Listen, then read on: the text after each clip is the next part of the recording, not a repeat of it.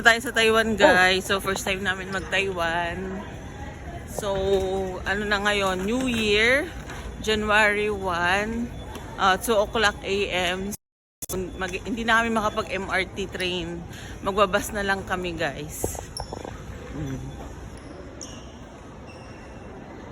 Bas tayo ngayon. Tara sa bus. From airport ang Yuan, papunta tayo ng Taipei na bus. Kasi walang MRT guys. Hindi ka lang. And guys, magbabas tayo ha. Kasi dapat mag-MRT ka pag nandito ka sa airport ng Uyan, papunta ka ng Taipei, dapat mag-MRT ka kasi sarado na. Kasi alas 2 na ng madaling araw, kaya magbabas tayo. Ang bus naman ay 24 hours.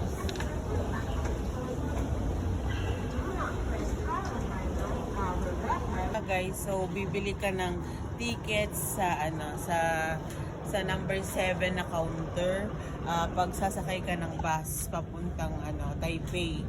So from airport na Taoyuan papunta ng Taipei main station, 66 NTD pag bata at pag adult naman 133. So tara na guys, punta na tayo sa. So yun na nga guys, nakabili na tayo ng ticket, 133 sa adult, saka 66 NTD sa kids. So sasakay tayo dito sa number 5 na bus papuntang sa Taipei. Kasi gabi na, alas 2 na ng madaling araw dito sa Taoyuan Airport, so wala ng MRT. So ang mode of transportation natin para makapunta sa Taipei ay bus. Yun, nakasakay na tayo ng bus guys.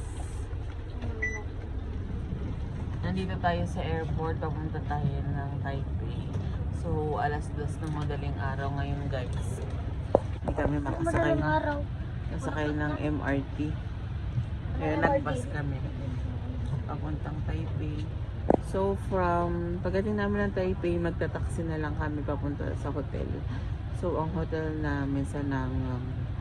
So, pwede naman sana kayong mag-Uber o mag-taxi from airport. So, kami much prefer na lang namin mag-bus papuntang Taipei sa kami magta-taxi papunta sa hotel.